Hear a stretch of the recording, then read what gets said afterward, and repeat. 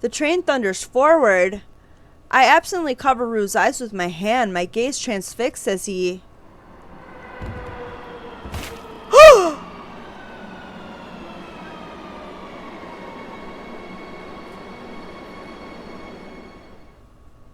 Oh my god.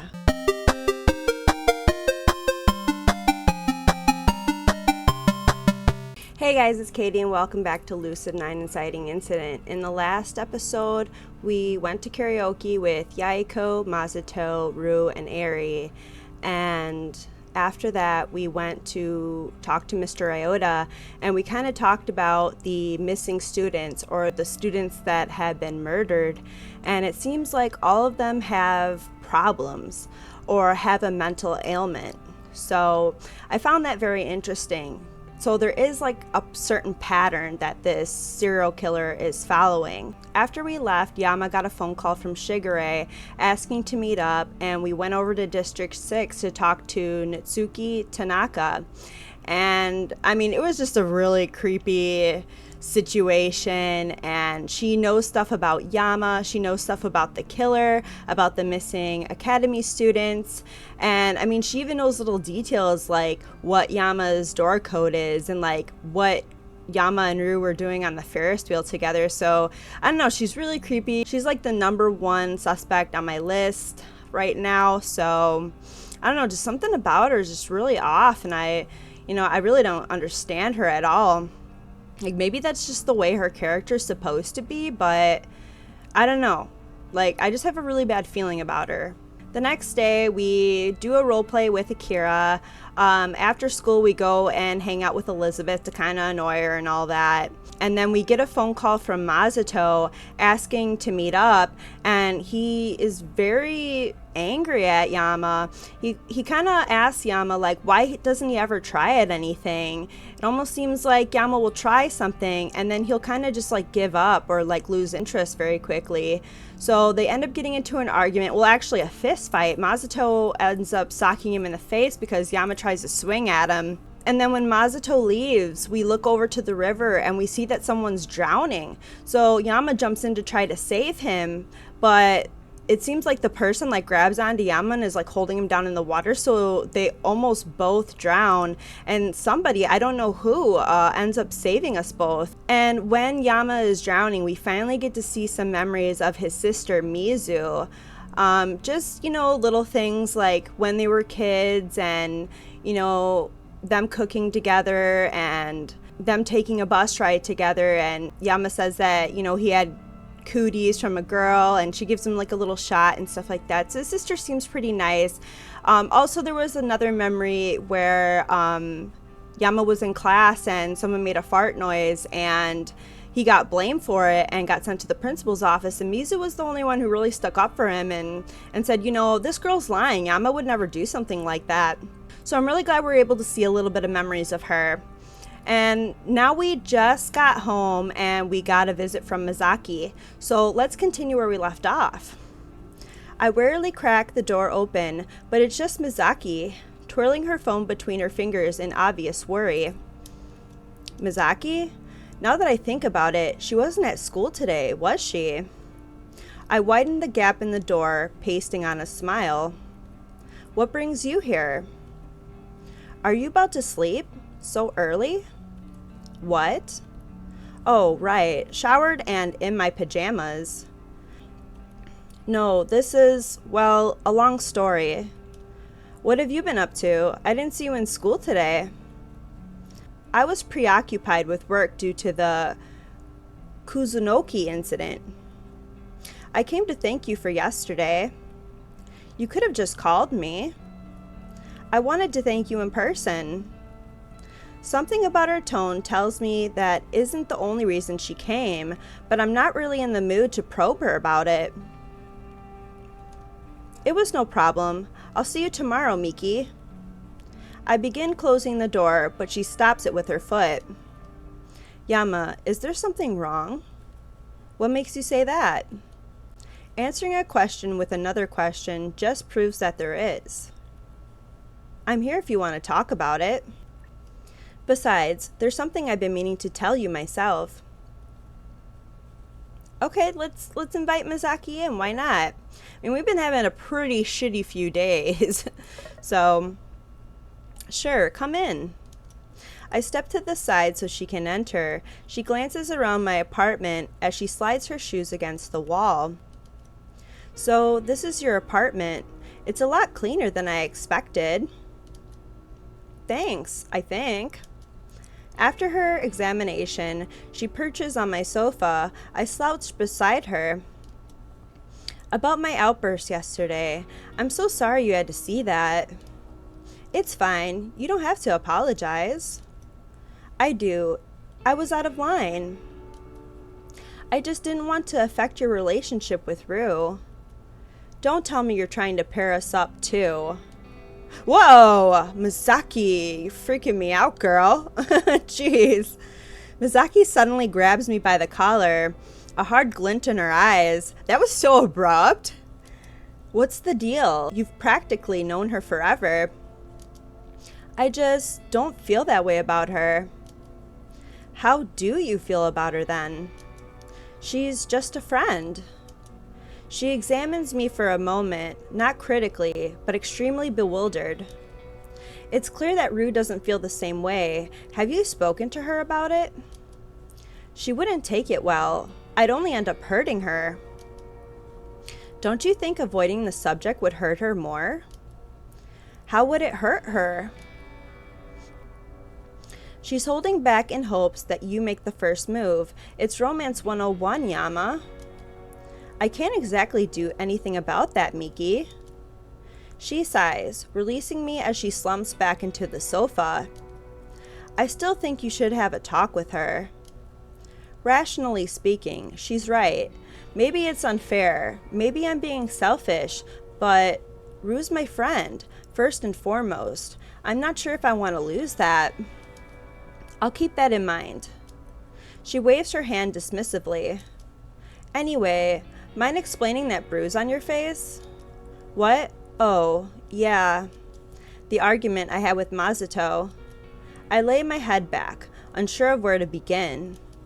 Obviously, I can't tell her the whole story.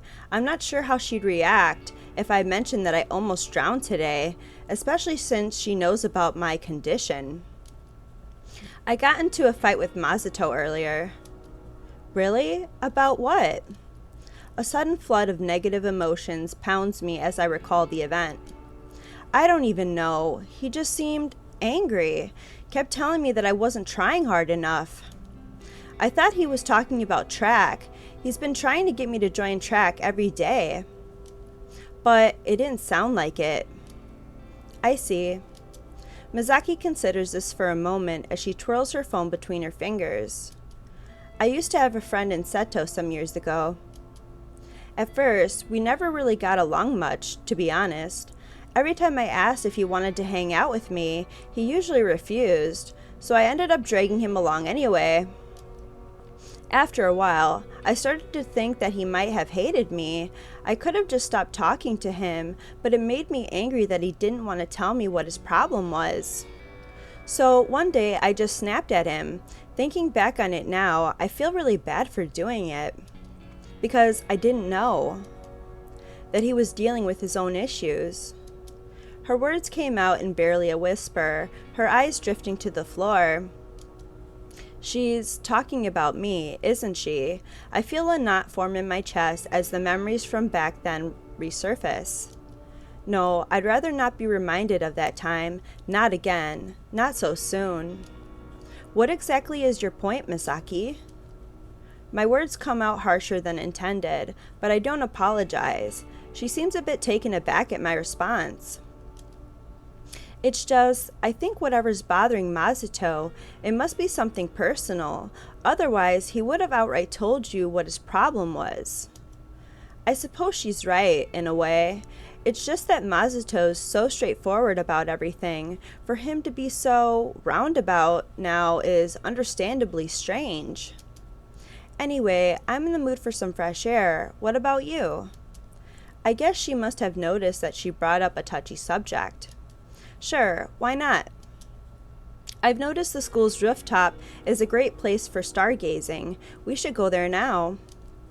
The school's locked down at this hour. Curfew, remember? And your point is? Is she actually suggesting that we break into the school? I guess a change of scenery would probably do me some good. Lead the way. She smiles as she darts out into the street. I follow closely, taking in the brisk evening air. We pull up at the front gate, slightly out of breath. I slide my card through the receptor, but it only buzzes at me. What? The curfew keeps out off-campus students and automatically reports on-campus students who return late. So what? Do we climb the gate? It's armed, Yama. There are laser sensors. My card is exempt, remember? She slides her card. Sure enough, the receptor blinks again. Misaki prompts the gate open with a smirk. Ladies first.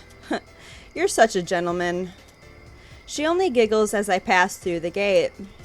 So, where to? The classroom building has a side door for the janitor.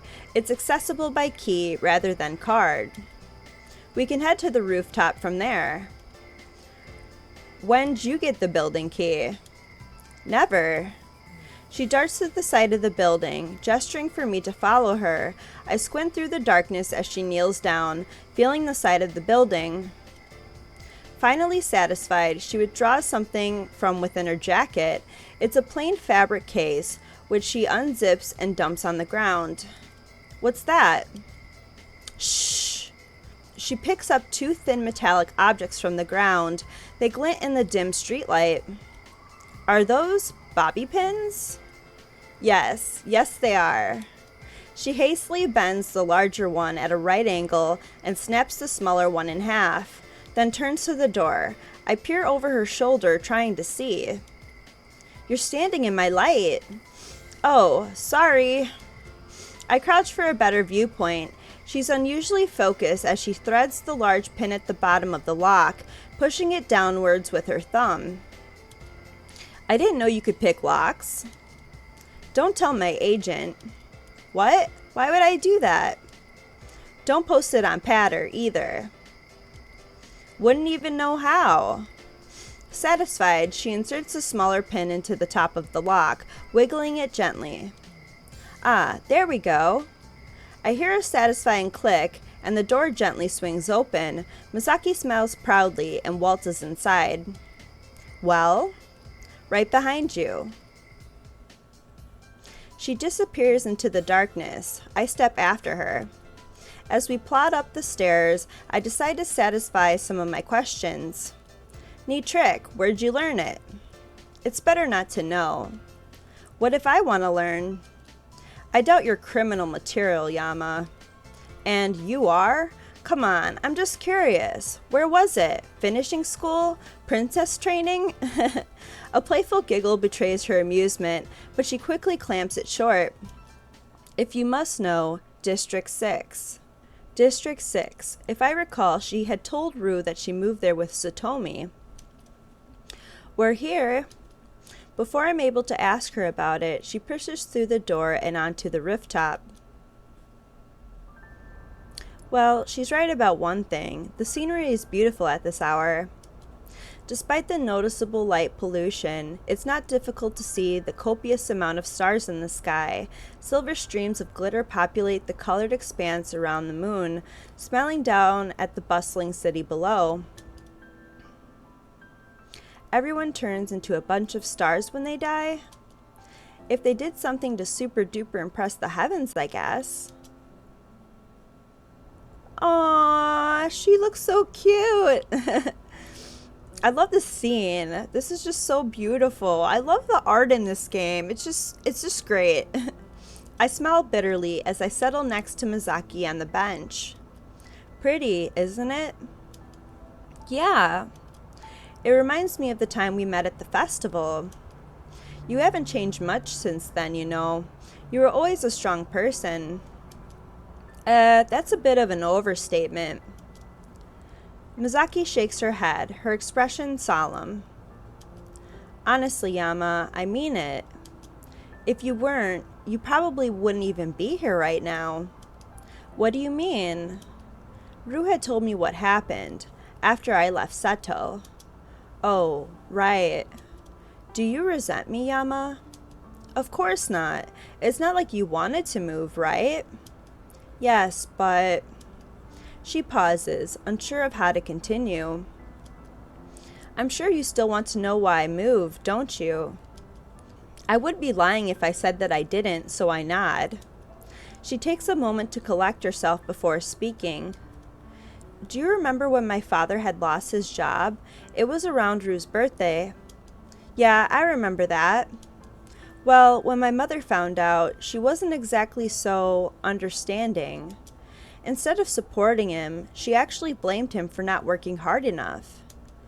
You weren't assertive. You always let people walk all over you. You're weak, useless, pathetic. Misaki digs her nails into her skirt until her knuckles turn white.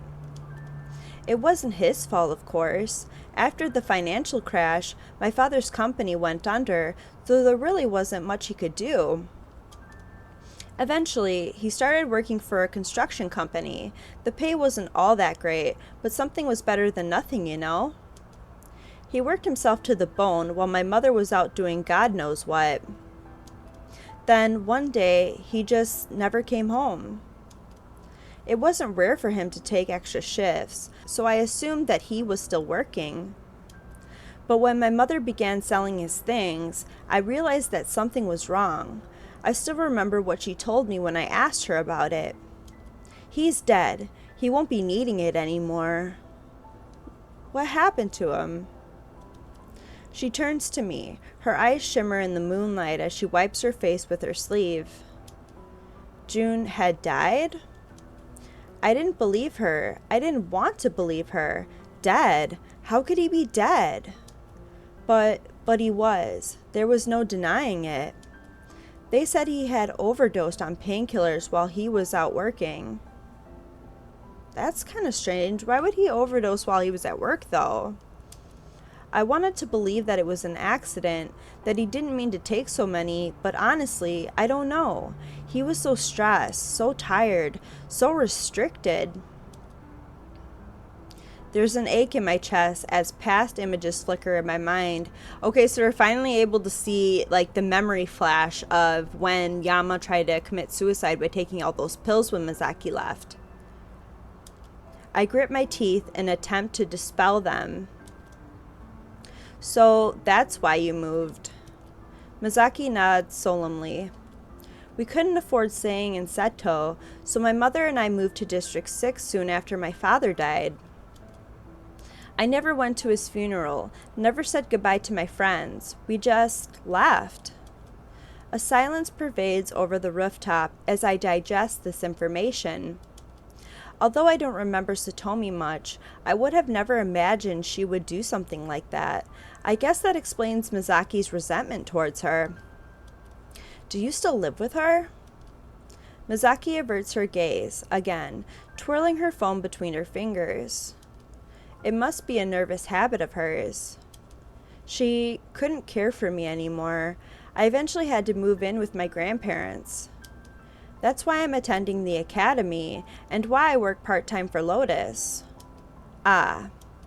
I noticed Misaki's hands trembling. As close as we were, it must have been hard for her to tell me about her father. I feel like I should comfort her somehow, but I haven't a clue how to go about it. That's mostly Ru's department. An idea strikes me, and I whip out my phone, placing it on Misaki's lap. What's this? My phone. What does it look like? I know that. What do you want me to do with it? I was wondering if you could show me how to use Patter. She regards me with an upturned brow for a moment, but then breaks into a bright smile. Of course. Without hesitation, she picks up my phone and expertly swipes across the screen. First, you need to go to Patter's web address. Then, you have to register for a new account. What do you want your username to be? Can it just be my actual name? Only if you want to be boring. So, what's the problem? I'll just choose one for you. Don't give me something too embarrassing, Miki. Don't worry, it'll only be mildly embarrassing. She taps at the screen in quick succession. When she's finished, she brings it up to my face. How's this? Yams? That's what Yama's sister Mizu would call Yama. She'd call him yams. That's so cute. It's cute, right? I don't know. Too late, I signed in. Miki! Misaki giggles as she fiddles with her own phone by her side. Now you need some followers. I'll be your first. Followers? They're people who can view your pats. Pats? Pats are updates where you can type a message in 90 characters or less. You also have the option to attach a file to your pats. File? I know you know what files are, Yama. Honestly, I don't. Honestly, I do. I just want to annoy her. Files are pictures, videos, documents, things like that. Oh, interesting. A few seconds later, a soft ping emanates from my phone. There we go. So, you're following me now? Yep. How many followers do you have? Have a look. Tap on my profile. She hands me my phone and I do as instructed. Wait, this number can't be right. It says you have over 9,000 followers. Dang. How do you even get that many people? Misaki shrugs, as if she doesn't know either. I suppose it's because I work for Lotus. Ah, that makes sense. I take a moment to browse through Patter. It seems pretty self-explanatory. Write an update, your followers view said update, and they have the option to share it with their own followers. Honestly, it's not the most exciting thing I've seen, but I can understand why some people find it addicting. So, what should I post? Anything you want. Usually, I try attaching pictures since they get more attention. Oh, okay. Why not pat something about the stars? The patter veteran must have noticed my confusion as she offers a suggestion. You wouldn't see them with my camera. Oh, you're right. Why not? No, you could, Misaki scrunches her face in thought as she glances around for something to pat about. Does she really put this much thought into it? Oh, what's that? I try tracing her gaze, but see nothing. I don't see anything. There, near the tree. There are a bunch of trees up here, Miki. She grabs my head and points furiously ahead of us. I strain my eyes in the darkness, trying to make out the faint image. Sure enough, I spot something small lying on one of the benches. Is that a cat? I don't know whether to be more surprised at Misaki's remarkable eyesight or the fact that there's a random cat on the school rooftop. Let's go pat it. What if it has rabies? It could claw you. Don't tell me you're scared of a little kitty, Yama. I never said I was scared. Then quit complaining and follow me. Not allowing any room for argument, Misaki slowly stalks over to the mysterious feline, leaving me alone on the bench. I sigh deeply. I don't know why I bother. Fine, but I'm not touching it. I follow her lead, walking behind her. As we draw closer, the cat's ears perk up. We immediately stop in our tracks. It's gonna run away! Shh! Hearing us, the cat lazily turns its head in our direction. Its eyes glow at us in a brilliant green. I don't think he's happy we disturbed his nap. It's a she. How do you know?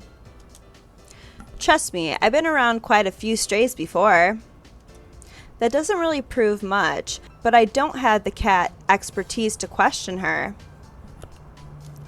Misaki inches closer. I hold my breath as she deftly lays her hand on the cat's head. Surprisingly, it doesn't jump at her, instead focusing its attention on grooming itself.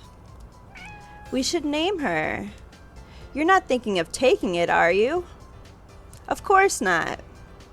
I'm not allowed to anyway. She says this subjectively as she strokes the cat's black fur. Getting a closer look, I notice its right ear's clipped as if it had been in a fight. What about Clipper? What kind of name is Clipper for a girl? You asked for a name. You didn't say it had to be good. What about Chocola? Chocola? It's perfect, don't you think? She has a black coat. I guess. A notification ping redirects my attention to my phone. Oh, right. I should probably go ahead and pat the cat. I aim my camera at Misaki and Chocola. Chocola yawns, but remains relatively unaffected by the picture. Now just type your message and you've made your first pat. Alright. Unsure of what to type, I put something generic, on rooftop with Miki and Chocola. As I post the pat, I notice the timestamp on the update. Is it really this late? We should probably get going now. But Chocola, I'm sure we'll see her again. Probably, I think. Misaki stands up, elbowing me playfully. Then I'll race you to the bottom of the stairs. Before I have a chance to react, Misaki bolts away without warning. I speed after her, yelling in indignation, but smiling all the while. We don't just run to the bottom of the stairs, we stop only when we hit the gate, tapping the receptor in some twisted form of relay race. I win! You got a head start. Still won. You never did play fair. I take a moment to catch my breath before speaking again. Say, Miki. Thanks for telling me. She looks confused for a moment, but then seems to remember. I should be the one thanking you. Huh? For what? For listening to what I had to say. I smile warmly. Of course. I'll see you later, Miki. Good night, Yama. She slides her card. The gate swings open. I head back to my apartment, relishing the crisp night air, my dread all but dissipated. Sleep comes quickly to me. I wake in a daze, staring emptily at the ceiling. My jaw is pounding in pain, and my lungs are still burning. Seems like drowning isn't great for your health. Who would have thought? I briefly checked the time. Still early. Way early.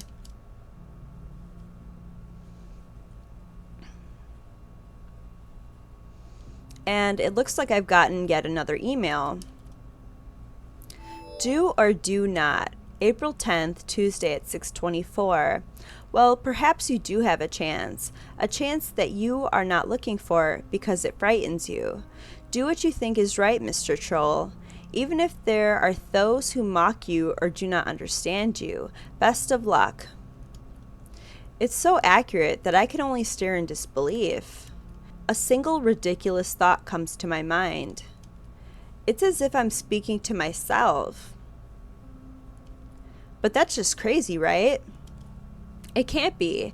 I was there when the first replies came. They came quickly. They came consecutively. I didn't lapse. I didn't skip. Yeah, that's right, because like when the person just started like randomly emailing us, we were going back and forth messaging each other, so it couldn't have been Yama. And like, how would Yama like send a message to himself in advance? You know what I mean? So yeah, it has to be somebody. I just wonder how they got his information to like contact him. But there are ways to schedule emails. Oh, I guess that's right. But still, why would he do that? What if I knew how I would respond? No. This is stupid and ridiculous, and I just need to stop thinking. I hope you're right. None of my friends really get what's going on. I can't tell them either. What do you think the right choice is? There, the test. If the recipient knows what I'm talking about. I'm so paranoid. I stumble out of bed and change into my uniform, and then dig through the fridge for some breakfast. Porridge, fruit, eggs. Yeah! Akira? Akira? Why would Akira be calling me? Hello? Yama? Thank heavens! The relief in her voice is palpable. Is everything okay? Have you seen Rue? Please, please, please tell me you've seen Rue. She left the dorms and she has to come back and... Wait, slow down. She went home for the night, remember? Home? She sounds genuinely bewildered. Didn't she tell you? Silence on the other end. When Akira speaks again, her voice is shaking. Oh, yeah, home. Pardon me, Colonel. It skipped my mind like an eel on a peel. Did Rue not tell Akira? But how could Akira not know? They're roommates. More than that, they're best friends. Unless they got into a fight. Then it would all make sense. Why Rue went home all of a sudden, even if she could only stay for a few hours. Why Akira wouldn't know of her whereabouts. I could bring it up. It seems to be bothering her. Okay, let's ask, I guess. This sounds like it could be urgent. Did something happen between you and Rue? I really can't hide anything from you, can I, Colonel? I should feel accomplished, but the pain in her voice robs me of any sense of triumph. If you don't want to talk about it... No, actually, well... She trails off awkwardly. I decide to help her along. Want me to come to school? Could you? Well, I am physically capable of walking. Oh, poot, Colonel. You know what I mean. I'll meet you in the cafeteria in 15. Okay. Thanks, Yama. She quickly hangs up, leaving me to wolf down my breakfast. I jog to school, just as the sun begins to creep into the sky, washing the chilly night air with a hint of warmth. Akira is waiting by the front gate, eyes fixed on her shoes. Once again, I'm stricken by how empty the entrance is. Oh, Colonel. Morning. Morning. I notice her unusual reaction, but decide to let it go. Cafeteria? Cafeteria? Yeah. She leads the way to the school dining hall, her footsteps heavy against the brick pathway beneath our feet. The large, extravagant room is also remarkably empty. Only a few early stragglers are scattered around the corners, scrolling idly through their phones or bobbing their heads to music. Akira leads me to a table near the wall, settling in a cushioned chair with her arms resting lightly on her knees. Can I ask you something, Colonel? What? Why did you come? Why did I come? What kind of question is that? You seemed awfully torn up about something. And that's why you came? I guess. But what about Rue? Huh? You're worried about her, right? She is, after all, your one true love. I can only snort. She's my friend, if that's what you mean. And you honestly don't feel anything for her? Not romantically.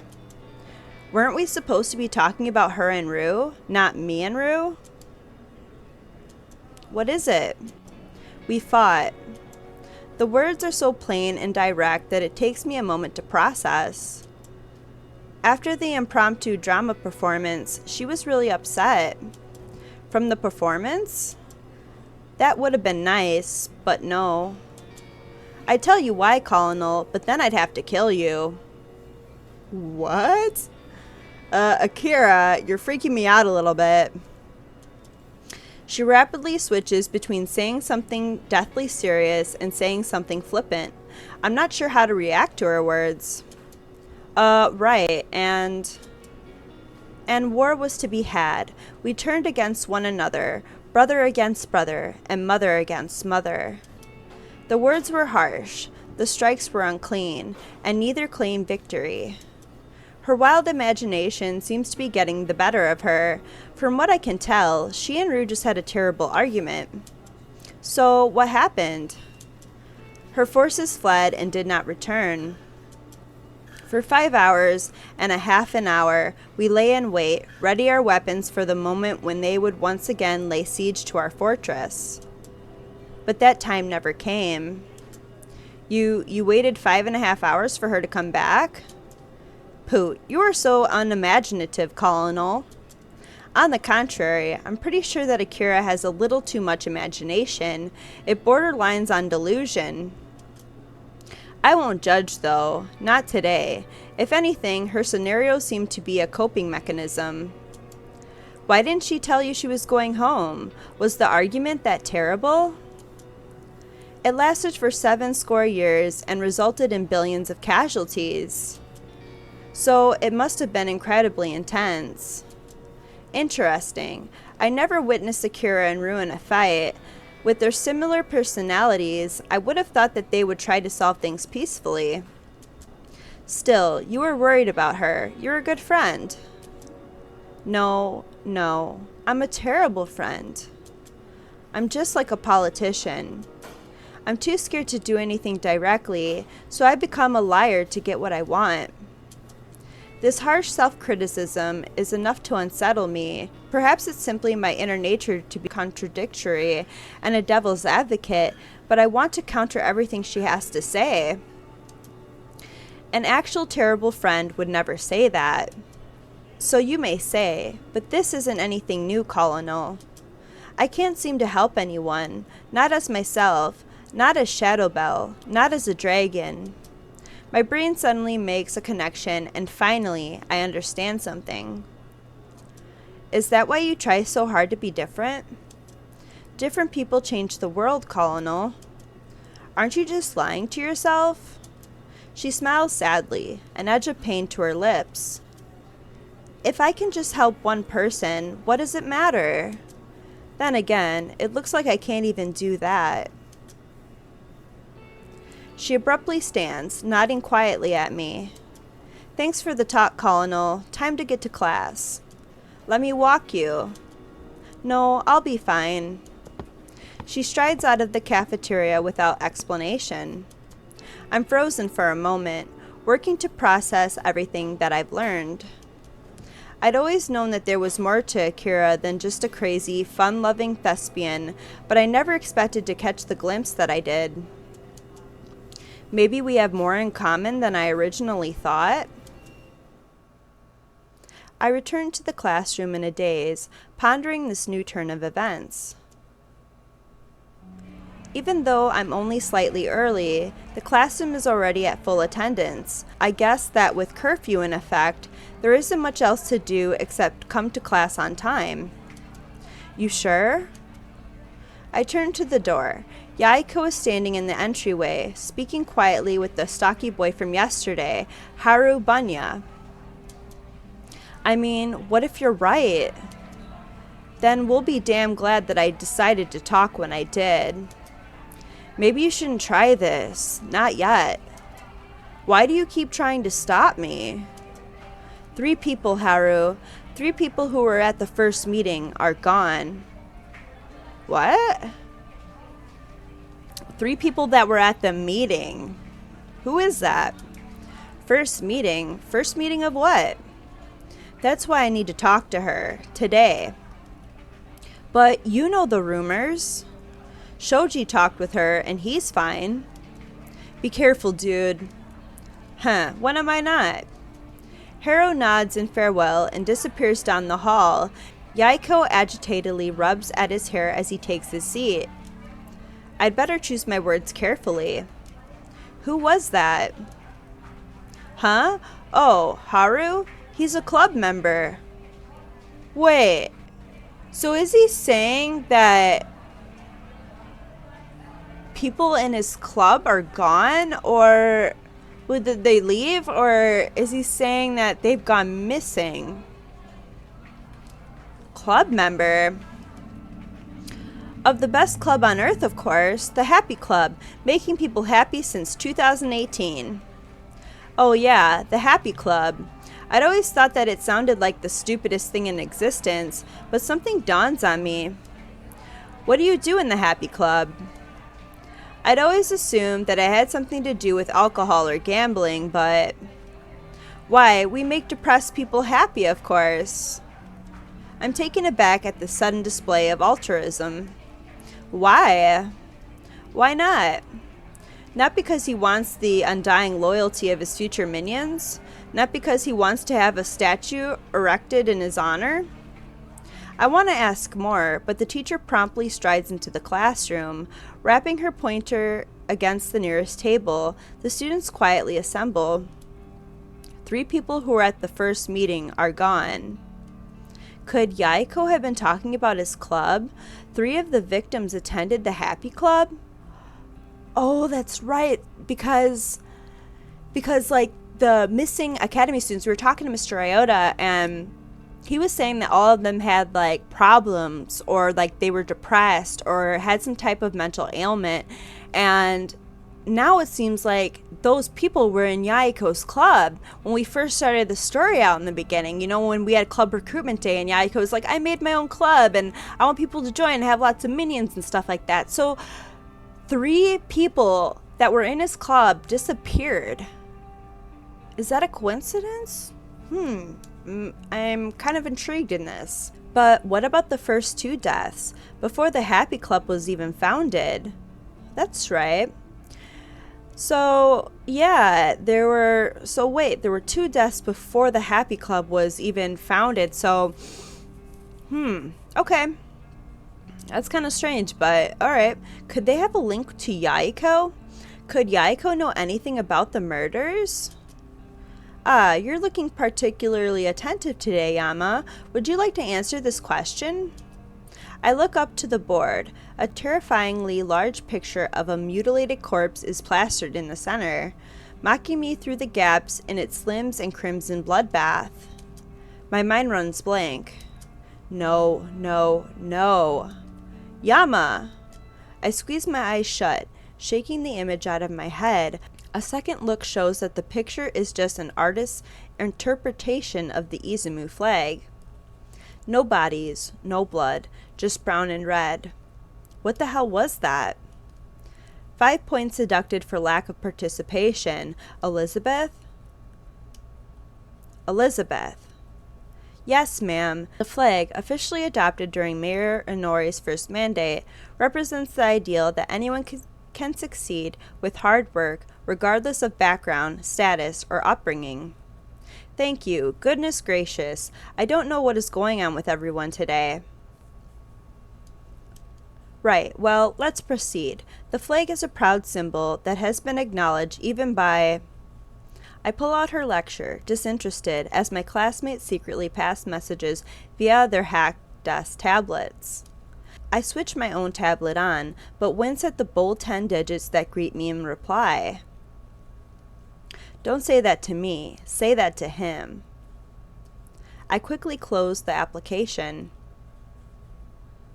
My mind is a mess throughout the remainder of class. Thinking about Shoji, thinking about the crimes, it's just too much. Lunch could have not come sooner. Surprisingly, Yahiko turns to me when the bell rings. Hey, wanna grab some lunch with Misato and me? It kind of feels like it's been a while. Now that he mentions it, it really does. I almost don't remember the last time the 4 of us had lunch together, assuming Rue joins us. I want to, I really do. But I don't know if I can talk to Masato after yesterday's exchange. I think I'll pass for today. You sure? Yeah, thanks for the invite though. Okay. It's just, you know, dude, I feel like I haven't seen you in a long time. Sorry. Heck, some days I feel like I haven't seen me in a long time. Well, there's always room for more minions if you feel like joining. I'll keep that in mind. He all but skips out of the classroom, whistling between his teeth. A few days ago, I would have considered it completely natural. Now, it looks forced to me. I leave to get some lunch, ignoring Misaki's concerned gaze. After grabbing some takeout at the cafeteria, I settle in the courtyard, enjoying the fresh weather the best I can. It's fairly empty. Most students prefer to eat in the cafeteria. The only point of interest is a small group of girls huddled in the back corner examining the wall. Wait a minute. You're a freak. I can't believe they still let you come here. First Akane, now Shoji? You must pay for this. I edge closer, trying to find a clean perspective between the bundle of heads. I catch a glimpse of red hair. Again? Really? Maybe the administration loves you, but we know the truth. We won't stop until we have justice. You should stop showing your dirty little face around here. How are those thumbtacks in your gym shoes? Did they give you an idea of the pain we feel? What the heck? That is so fucked up. Jeez. No, she probably took them and saved them for her voodoo dolls. Ugh, you're disgusting. Despite their biting words, Airi doesn't even bat an eye. She stares emptily at them, her hands folded neatly in front of her. Wow, look at her. She doesn't even care. Are you even human? Do you feel nothing for the suffering of others? I bet she enjoys it. It's probably her favorite pastime. What kind of sick parents keep a retard like you? That is so messed up. You should not be calling people retards. What the hell? I clench my hands as their words escalate to brutality. Airi isn't even lifting a finger to defend herself. We're gonna step in. We are her friend, and we're gonna help her out. If someone was talking to my friend like this, I'd be like, what the fuck is your problem, man? Like, stop it. Step in. Screw this. No one deserves this kind of treatment. I step to the outer edge of the circle, keeping my voice flat. Innocent until proven guilty, really seeing it now. The girls turn to me, surprise flickering across their faces. Well, if it isn't the heartless bastard. I wince at her remark, but manage to recover in time to hide it. And if it isn't the overbearing moron. Excuse me? Don't even have the guts to bully a girl half your height without backup. She colors rapidly as the others leap to her defense. We're not even bullying her. We're being fair. You can't talk. Look at what you said to Shoji. Because clearly, the best way to help a hurting friend is to hurt someone else. They completely disengage Airi, circling around me. Airi's killed people. Why are you taking her side? I bet he likes her. Yeah, he took her side the last time, too. I only absorb this calmly before I respond. Maybe Natsuki and Shigure have ruined me for life. And you have concrete evidence of these murders? I'm sure that geniuses like you would never stoop to accuse someone without standing. Well, whenever someone talks to her, they mysteriously disappear within the next few days. You five have also talked to all the people who have disappeared, but the only things you've killed are brain cells. Try again. What? Are you deaf? Haven't you heard all the rumors that she... Oh, I see. In the world of idiots, rumors qualify as concrete evidence. They strew silently, working to speak past their rage.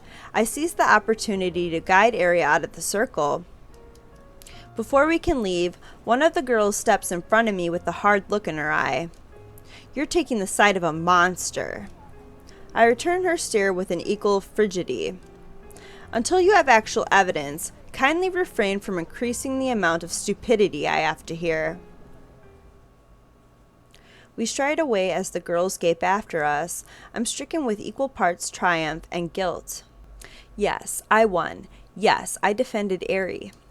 How ironic that it had to be by the same methods that I condemned. We stop at the school rooftop, where I take a moment to absorb the fresh air. Airi walks in front of me and examines me closely, a quizzical tilt to her brow. You were like Shigure. Yeah, I was. I scoff dryly. She frowns. Why did you stop them? I sink into the nearest bench. She settles beside me. Because. A wry laugh wrenches from my throat. Why didn't you stop them yourself? Why did you just stand there? Why did you just let them kill you inside? Even while I'm yelling, I already know the answer. Because it's easier. Easier to take the pain. Easier to just sit there. Easier to let people call you a freak, a weirdo, a madman. Easier for you to blame yourself. Instead of answering my question, Airi wordlessly pulls something from her jacket, the play case, a handheld gaming console from Lemniscate. She starts it up and after tapping idly on the screen, hands it to me. I recognize it as the strategy RPG port of Code Deus, player versus player mode. You want to play against me? A tiny nod. Okay. Didn't know you played games much. I mean, apart from Left Alive and Fugue and all the games I've been too scared to play. I select Susumu Kuromochi as my hero, leaving Larunge Lamparade for Airi, and start producing some basic units. Then I end my turn and pass the play case to her. You gonna keep letting them push you around like that? Airi taps the screen with blinding speed and hands it back. I don't care. Really? I can't see any of her units through the fog of war. I send out a recon scout as my heavy troopers slog from behind. They're saying some crazy stuff. Think of it this way. If you let them get away with it, they'll treat other people the same way too. Airi ponders a little before making her move, but her fingers are just as assured as before. No, they'd only target me. I notice in bewilderment that my recon unit has seemingly vanished into thin air. I guess that she destroyed it. Quickly, I capture a factory and begin to produce tanks. Why just you? She passes it back almost immediately. They said it was because I have red hair. What? Therefore, I have no soul. I spot one of her infantry troops in the woods and quickly annihilate it with my tank. Nothing else is in sight. That's an old joke. It's just an excuse to be mean to you. Airi taps the play case. I hear an explosion and wince. Is it supposed to be a funny joke? My tank has vanished without a trace. I begin moving my forces towards the forest, while sneaking my hero across the edge of the map. No, it's a stupid joke, and it shouldn't have been made. I'll tell you a funnier one if you'd like. She smiles lightly as she returns the play case. Yes. I can't tell if she's smiling because she has surrounded my forces, or if she's excited to hear the joke. I slip my hero through the fog of war. What does a clock do when it's hungry? It goes back 4 seconds. I wait for the punchline to hit, but Airi only freezes, considering this joke for a long pause. A clock can go back in time? What? No, it's a pun. 4 seconds. 4 seconds. Going back for... never mind. Nevertheless, Airi is smiling when she slips the play case into my hand. I'm left with just my final line of defense, but my hero finally reaches his intended destination, a special structure that doubles my Deus counter. How about this? A Mexican magician tells his audience that he'll disappear on the count of 3. He counts uno, then dos, and then disappears without a trace. That's so funny. Oh my god. Joke's a little weak, but it's alright. I thought stage magic was just an illusion. I can only chuckle to myself. As expected, she completely missed the point. Yeah, that's me too. Like, when people tell me jokes, like, I really don't get some of them, so I'm kind of with Airi on this one. She makes her move. I hear a massive explosions.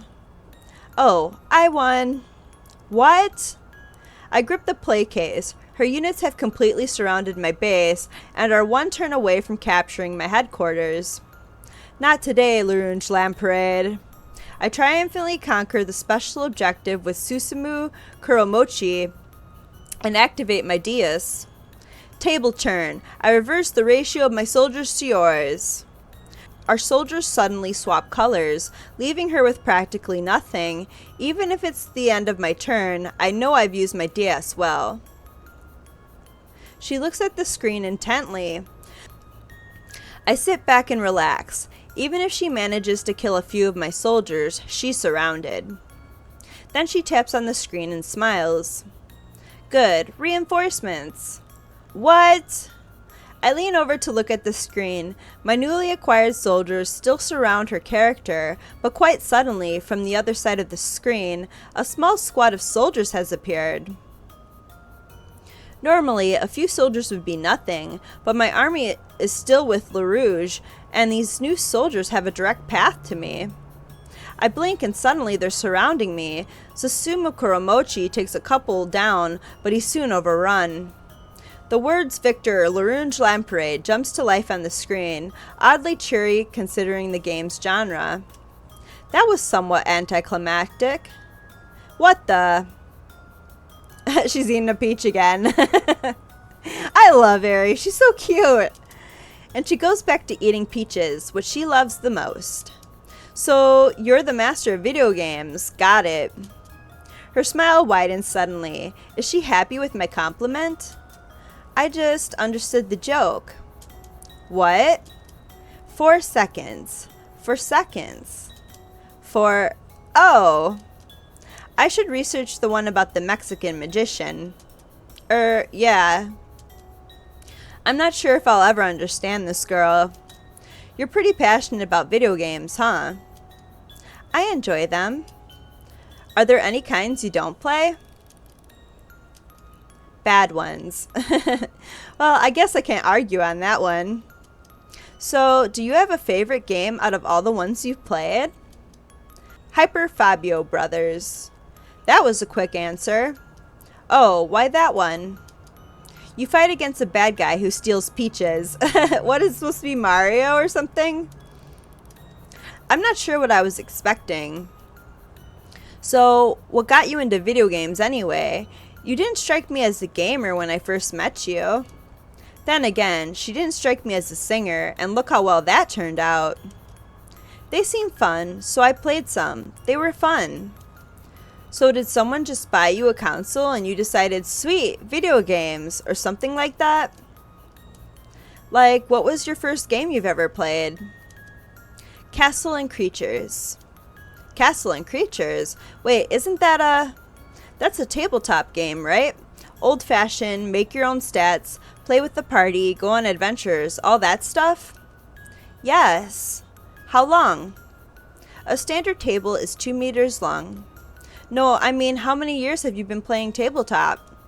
Speaking with Airi Hidaga is an unnaturally good exercise in creating complete sentences. Oh. Around 5 years. I played a lot before I learned about video games. But don't you need... I quickly stopped myself. A group of friends? That's what I was going to say, but it sounds too cruel, even for me. Never mind. I played with AI. Huh? AI, artificial intelligence. I know what it means. I was just surprised. Why? That's what was available. Available? Available where?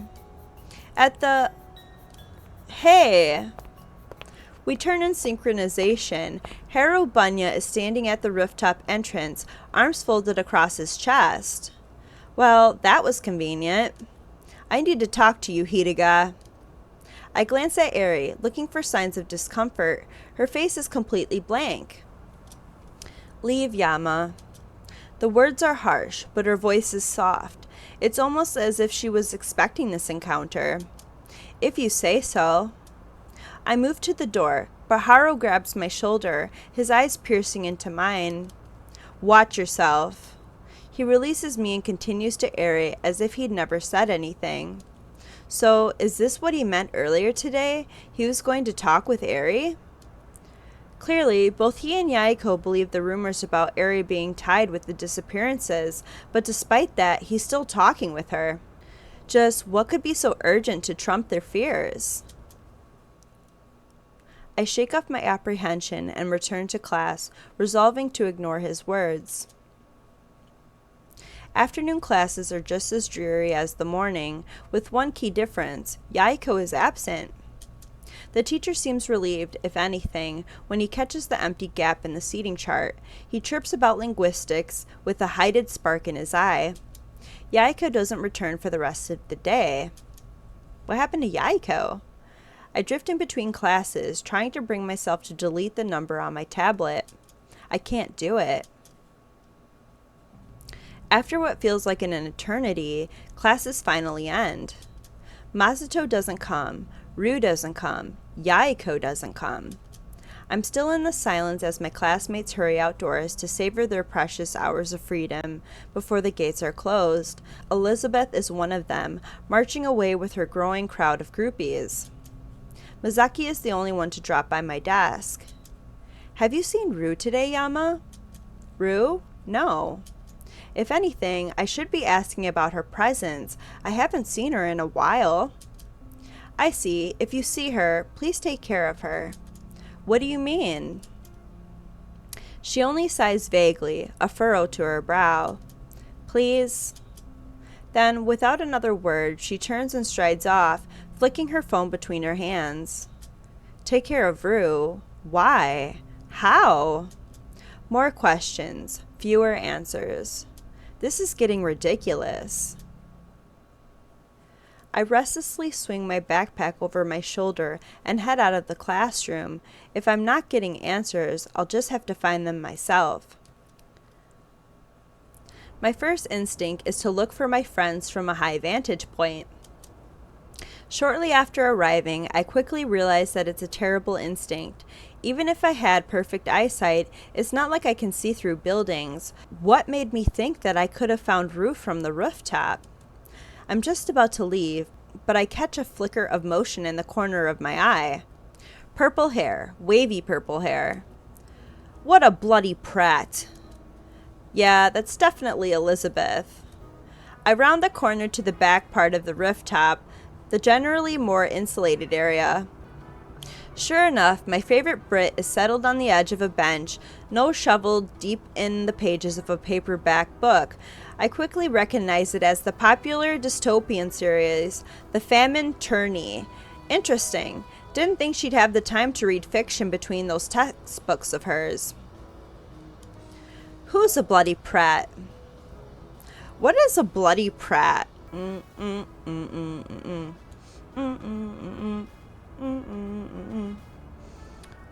Bloody prat. Someone who is an idiot and stupid in the eyes of Mark Goldbridge. Who's Mark Goldbridge? I have no idea. She doesn't even glance up, clearly absorbed in the print before her. This president, President Ash, I can't stand smarmy gets like.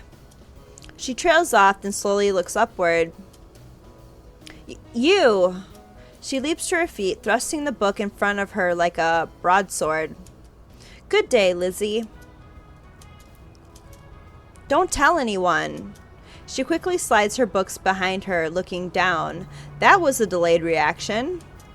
I'll take it to my grave, just like you being a Bartista. Great, I feel so comforted. You don't trust me? I'm hurt. Do you blame me? I want to bite back with a teasing remark, but my tongue is stiff in my mouth. Trust, a fickle thing. Elizabeth's brows furrow at my change of mood. She slowly closes the book, evaluating me for a long moment. Are you worried about the disappearances? For a second, I'm flabbergasted. It's almost like she's read my mind. What? The main targets are academy students. It's some cause for concern, isn't it? Oh, right. That wasn't exactly how I'd been thinking about the disappearances, but... Doesn't matter. People die anyway. My, I see you have sky-high expectations of humanity. What can I say? I'm an optimist. She smirks slightly at this. It seems to soften the hard lines of her face. It prompts me to speak. You know, sometimes you're not that unbearable. Oh yes, I try to answer to your every beck and call. I can tell from the encouragement you shower on me.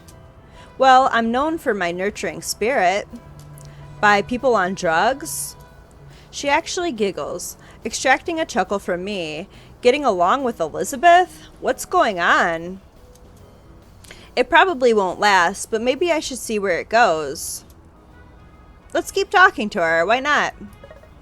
Yeah, why not? I don't have anywhere else to be, and honestly, this could be fun. I take a moment to glance over her stacks of tomes. Aside from the famine tourney, her selection seems to weigh on the mystery side. Works from Darther Onan Coyle, Sorthery Dyers, Kagatha Risti, and more. I also catch multiple outliers in the romance department. These are your favorites? I've yet to decide. The genre is proving to be enjoyable so far, though. So, you don't know the endings? Her face promptly drops into a cold glare. Don't you dare spoil them. Spoil them? Me? I would never. I peer over her shoulder at the famine tourney. But, you know, if I were you, I wouldn't trust that baker boy. Yama, I just said... And the archer girl, the main character, well, don't be too startled if she kills anyone else in order to win at the end. Was it the Hunger Games? What? Oh, stop it. And the little sister, she may or may not turn insane and become a serial killer. Fine. She promptly slaps the book shut and slides it back into the pile, withdrawing a fresh one. Looks like Darther Onan Coyle's The Dogs of Garamond. Spoiler alert, the main character dies in the end. Again, she hastily returns the book and takes another one, Sorthy Dyer's Gaudy Night. Spoiler alert, Shush! The characters end up hating each other's guts and swear to become eternal rivals. Are you going to keep doing this? She looks genuinely upset, so I quickly retract, lost of my humor. I was just making it up. You were? Want me to cross my heart? Hoping to die would be better. Why do they just make these death references? What? You must save the best for last, my dear.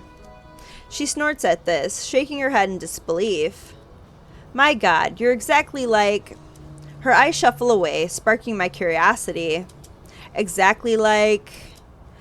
Well, you know, Mr. Darcy, sort of, from Pride and Prejudice. Not that you would know about the book anyway. Actually, I read it. You have? Her surprise seems genuine rather than condescending. I decide to respect it. Why, certainly, Miss Bennet. I do consider myself to be well read. Elizabeth straightens, her lips twitching into a coquettish smile. It appears your considerations for one being well read are substantially lower than the normalities of society, Mr. Darcy. Well, naturally, it is in accordance with the quality of my company. I beg your pardon? After all, dear Elizabeth, a poor Miss Bennet you would make, but you are but half English. As for you, Mr. Darcy, you are twice as conceited as your original counterpart. Why, thank you. It is not to be thankful for. A proud man I may be, but I know where to place my gratitude. Is that place one that exits in this world? Naturally not. So I thought. This is actually fun. When Elizabeth loosens up, her wit and intelligence make for a playful combination. Not that she'd ever actually be Elizabeth Bennet, or that I would be Mr. Darcy. After all, in the end, they fall in love. Just the thought sends me into shudders of revulsion. I have a small question for you, Mr. Darcy. What might that be, Miss Bennet? What brings you to the rooftop? Your undying beauty. She flushes brightly, even though I was just joking. You taint those words with your capriciousness. What? She quickly loses the mask of Elizabeth Bennet in her fervor. You can't say romantic things so easily. It loses its meaning. What, you think I meant it seriously? Well, no, but for example... She clears her throat and stares me dead in the eye. I love you. Despite hating her, do I hate her? Yes, I hate her. I nearly flail backward, my stomach turning over. What the heck? I didn't mean it, but you see? No matter your intent, words have power. And you tell me you're in love with me just to justify this? Well, it's not like I bloody meant it. Then why did you say it? To prove a point. See, you're riled up. That's exactly how I feel when people throw around words so casually. And now I know why this girl can't handle a joke. Still, I guess to some extent, it makes sense. I don't want to admit it, but her counter-argument is actually valid. So, that was why you were always on my case? For throwing around my words? Of a sort, yes. She clears her throat, protectively hugging a book to her chest. Honestly speaking, I didn't hate you. Really? Well, not at first. So, what traumatic event lost Her Majesty's favor upon me? Strangely enough, she ignores my mocking tone. Her gaze is deadly serious. Well, that was an unfortunate timing. I wait for Elizabeth to continue, but she immediately retracts, digging back into her book. Answer it. She doesn't really give me any other option, so I take a look.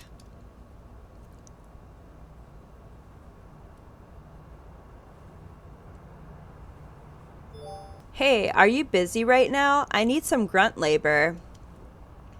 Get Marvelous Mazda then. Courtyard, now.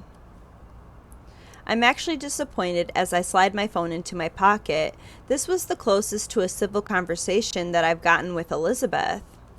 Well, Miss Bennet, it looks like duty calls. As you know, I have so many admirers to see. She snickers lightly. Oh, I would count on it. There are, after all, 70 million blind people in the world. I snort. That was actually a passable comeback. Cheerio, Miss Bennet. Goodbye, Mr. Darcy. Don't come again. I will, Miss Bennet, just for you. Well, I shan't stop you if you wish to publicly humiliate yourself. I only roll my eyes at her and shut the door, setting my steps towards the academy courtyard. My pace is lighter than when I first arrived. Unfortunately, my thoughts sober as I approach the courtyard. Why didn't Rue contact me earlier? Where has Yahiko been? Or Masato? I guess that they have their own lives. Rue's in drama club, Yahiko has his happy club, and Masato, well, we're not exactly on talking terms. Besides, it's not like they're obligated to babysit me every day, logically speaking.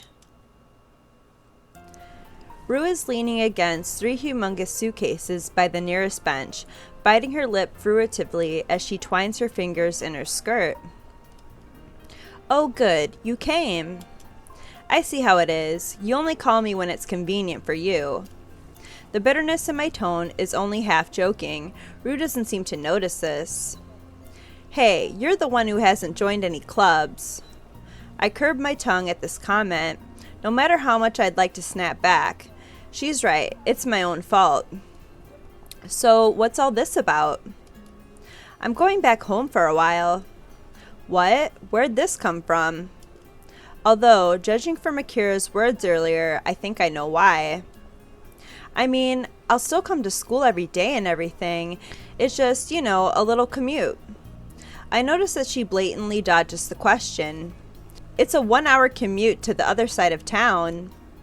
Well, on the bright side, it's less time with you. Ha ha ha. It is less time. With me, with Masato, with Yahiko, with everyone. She feels painfully distant. Really though, it'll be nice to spend some time with my parents. You might want to consider doing the same thing. My house? It's 3 hours away, Rue. In a, I don't know, entirely different city? You haven't called in a while, have you? I only shrug. I don't hate my parents. In fact, if anything, it's the opposite. I'd hate to cause any more trouble than I already have. Better to leave them in peace and quiet. Well, we should go. If I miss my train, I'm stranded here. For a wild, reckless moment, I'm seized with the impulse to make her stay. Not that I'd actually do it. Let me guess, you need me to carry the luggage. Well, isn't that what friends are for? What kind of friends do you have? She playfully bumps my shoulder, but it feels foreign, stilted. Really, really nice ones that'll help an innocent maiden with her luggage, right? I grab two of the suitcases and pull them by their handles. They drag against me, protesting with weight. What do you have in here? Bricks? Your brain? It's so big. You mean it's so dense? I chuckle at this. Rue smiles shyly, pulling the remaining suitcase alongside me. Thanks, Yama. We head to the main street in silence, staring everywhere but at each other. It's not until we've settled at the bus stop when I find myself with words. I restlessly tap my fingers against the worn metal zippers of her case, searching my thoughts. Why'd you call me instead of Masato? He's the kind of guy you'd want for this. I don't think so. Anyway, Masato must be busy with track and honor society, and yeah. He shouldn't have time to notice little things like this. Her answers only cultivate more confusion. In a way, you're moving back home. That isn't exactly little. Well, still, it's distracting and weird and honestly unattractive. Am I speaking the same language as anyone at this school? Of all people, I would have thought that I could at least understand Rue. I'd grown up with her. I knew her. Heck, in some ways, I knew her better than I knew myself. Can she change that much in just 2 days? Look, Masato's your friend, and you're moving. That's all there is to it, right? Clearly, I'm getting nowhere with this. Where's Yahiko? Rue relaxes slightly at this abrupt change of topic. Busy? How busy? Who knows? Probably just wanted to skip out on helping or something. I want to inquire further, or at the very least, tell her about the exchange between him and Haru, but we arrive at the subway station just then, cutting our conversation short. The platform is hauntingly empty. The orderly benches are completely free of cigarettes, gum, or scraps of paper. It's as if they never been sat on. Furthermore, the only person in sight is the attendant at the ticket booth, and he is currently snoring. In a way, it makes sense.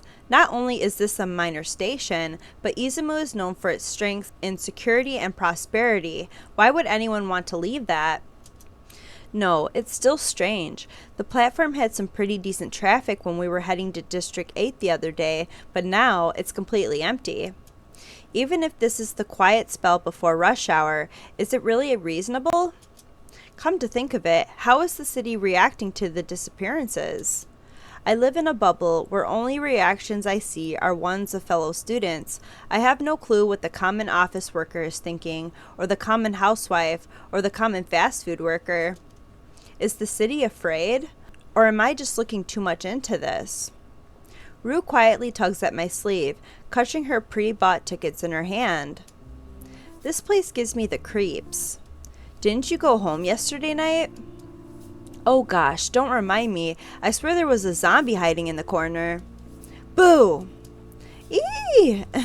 I burst into laughter as she leaps away, flailing her arms wildly in my direction. Yama! Well, see any zombies? I wish Miki were here. She could return the favor with, oh, I don't know, a little scare? A scare? Say, an innocent little bug? Don't you dare. Or maybe it's a big hairy spider with huge eyes and pincers that click together as it, come here! I lunge towards her. She darts further down the platform, giggling lightly. I bolt towards her, but a sudden shadow darts across the edge of my vision. Get away from me! What? I stop short. Rue also grinds to a halt. 2 academy students are sprinting across the platform on the opposite side of the track, weaving between the columns and jumping over benches in their haste to what? At first, I think that they're just having a casual race, but when the second student crashes into a trash can and plants into the ground, the first doesn't even spare him a glance. It's Yahiko. Yahiko, what are you doing here? She gestures to the student who just took a nasty fall. I look again, stomach dropping as I recognize the familiar head of blonde hair. Why'd the music get so creepy? Yahiko? What's Yahiko doing here? He's struggling to pull himself to his feet, clutching at his ribs. His face is twisted in a way that I've never seen before. Harsh angles and contorted lines that make him look like a completely different person. The other boy, who's currently halfway down the platform, is bony and pale with brown hair that hangs over his eyes. It's Shoji. Shoji and Yahiko. What are they doing here? Isn't Shoji supposed to be missing? If, of course, the words of Airi's bullies can be trusted. What's happening? Why are they running? What's going on? I said get away! Shoji, don't be like this. I hear the faint blare of the incoming train. Shoji staggers closer to the tracks, a wild look in his eyes. I know what you're trying to do. I know who you are. What? What is happening? Why is he saying that he knows who Yahiko is? Suspicious. You're too close, Shoji. Rue bolts forward, but I catch the glint of the train and snag the collar of her jacket. Don't, you'll just hurt yourself. The words slip out from my throat, cool, slimy, like a serpent. But... Oh!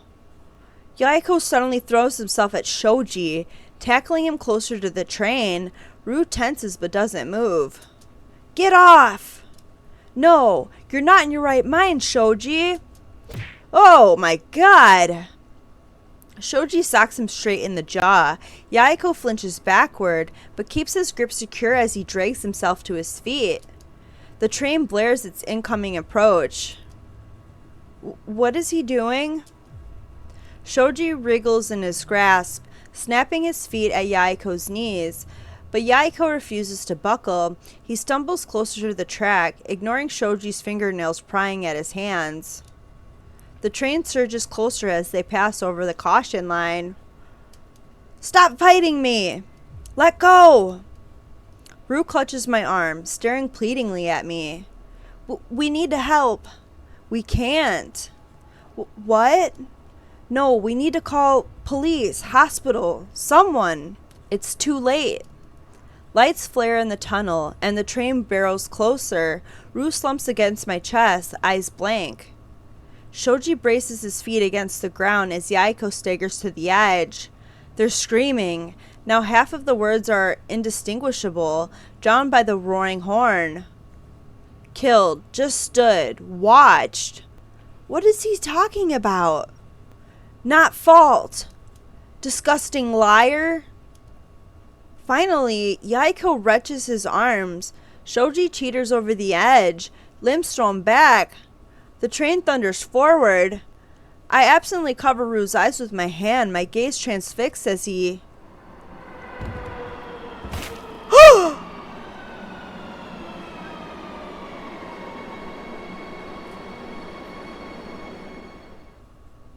Oh my god. Was that Shoji or was it Yahiko? I forgot which name I read. Falls right beneath the nose of the train, which steamrolls over him, blood splayed over its front. I barely catch a glimpse of Yahiko's face. Well, it wasn't Yahiko, but still that other dude just got hit by a train. I barely catch a glimpse of Yahiko's face, transfixed with twisted horror, before the train pulls to a stop between us. What happened? Yama, what? My head begins to spin as red pulses before my eyes. Oh no, no. Yama, listen to me. You're okay. You'll be fine. I stumble backwards, my hands groping for a wall, a bench, anything. My stomach rises with nausea. We're in Izumu, Yama. We're in the train station. You can breathe. You're okay. The smell of iron and smoke pummels my nostrils. My vision twists into monochrome. Rue fades out of sight, her words blurry in my ears. Fine. Don't. Okay. Here. I fell away from reality, the screams of passers-by ringing in my ears.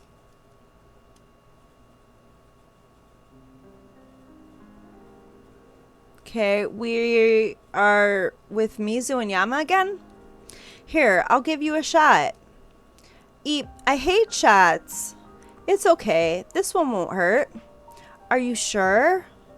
Well, not too much. Circle, circle, dot, dot, dot. Now you've got the cootie shot.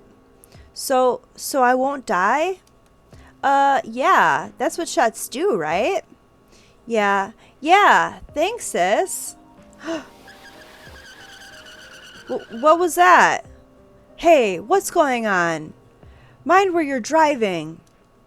I can't help it. Good heavens, what is out there? Ice, lots of it. Sweepers must have been delayed. Well, pull over, stop, do something. Just sit tight and be quiet. I need to concentrate. Mizu? I don't like this bus. We'll be fine, don't worry. Damn it! No! Oh my god, that scared the shit out of me. Ugh! Yama!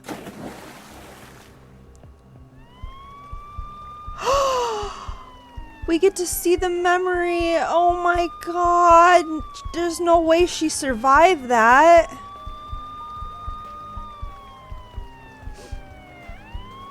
Mizu? It's okay. Get off, sis. I can't breathe. Mizu, get... Why aren't you moving? Please, sis. Officer, a kid, alive, back. How? Air pocket. Looks like glass. Quick, get... Dude, that is so fucked up what happened to Mizu.